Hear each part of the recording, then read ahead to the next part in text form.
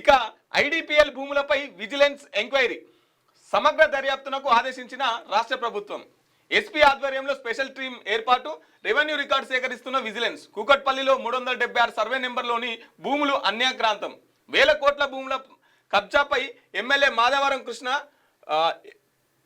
Versus Kavitha పరస్పర ఆరోపణలు. వీటి ఆధారంగానే కొనసాగుతున్న విచారణ.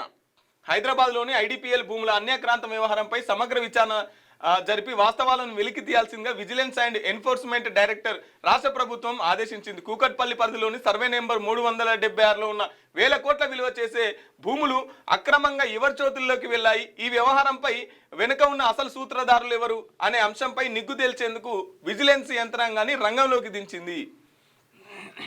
దగ్గర 900 ఎకరాలు ఏముంటుంది, 9,000 కోట్లకు సంబంధించినటువంటి భూమి 150 ఎకరాలు మాయమైందట.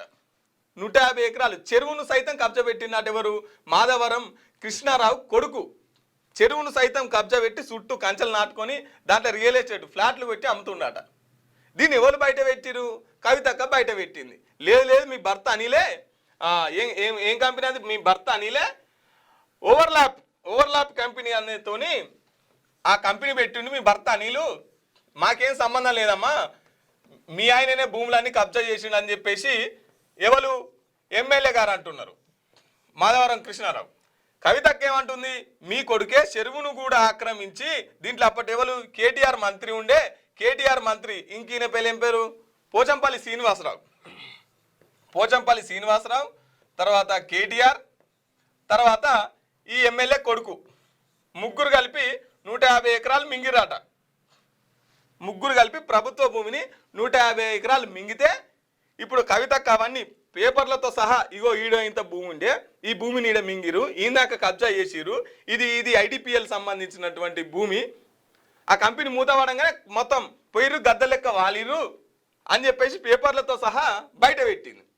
ఇక దానికి సంబంధించి అరే భూమి గిట్టెట్లా అని చెప్పేసి ఇప్పుడు కాంగ్రెస్ గవర్నమెంట్ ఒక ఎస్పీని పెట్టి ఒక కమిటీ వేసి దాని మీద ఎంక్వైరీ చేస్తున్నారు.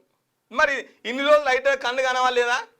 చెరువును కూడా ఆక్రమించారు అంటారు కదా, మరి ఎక్కడెక్కడ చెరువులు ఉన్నాయనేది చెప్పేసి మొత్తం లెక్కలు తెలుసు కదా హైడ్రాకు. అంటే కవితక్క బయట పెట్టేదాకా ఎందుకు వీళ్ళు సపడి ఎక్కున్నారు? ఇక చూడు, కవితక్క యాత్ర మొదలుపెట్టి బీఆర్ఎస్ వాళ్ళు ఎక్కడెక్కడ ఏమేం చేసిరు అని చెప్పేసి అన్ని బయట పెట్టుకుంటూ వస్తుంది. ఇక ఇప్పుడు వాళ్ళ అనుకుంటుండాలి, ఊకినన్నా బయటికి తోలుతామేమరా నాయన, ఊకినన్నా బయటికి గొడవలా, ఊకినన్నా చిన్న ఏదో సర్ది చెప్పి ఇంట్లోనే పెట్టుకుంటా అయిపోవు. రేపు ఈ ముప్పు కేటీఆర్కి వస్తుంది, కేసీఆర్ దాకా వస్తుంది. ఆల్రెడీ హరీష్ రావుకి పెట్టింది, హరీష్ రావుకి గురి పెట్టింది. హరీష్ రావును ప్రతిరోజు బయటికి తీసుకొచ్చే ప్రయత్నం చేస్తూనే ఉంది.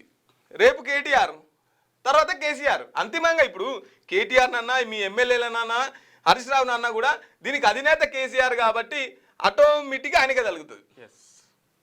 ఇంకో ఇట్లా కవితక్క అలా అందరు జాతకాలను మొత్తం బయట పెట్టుకుంటూ వస్తున్నటువంటి పరిస్థితి.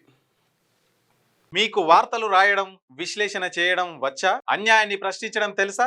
ఇంకెందుకు ఆలస్యం? క్యూ న్యూస్ మిమ్మల్ని ఆహ్వానిస్తుంది. ఉమ్మడి ఆదిలాబాద్, వరంగల్, కరీంనగర్, నిజామాబాద్, ఖమ్మం, మెదక్, రంగారెడ్డి, హైదరాబాద్, మహబూబ్ నగర్ జిల్లాలకు రిపోర్టర్స్ కావాలను సంప్రదించవలసిన ఫోన్ నెంబర్ 8688926084.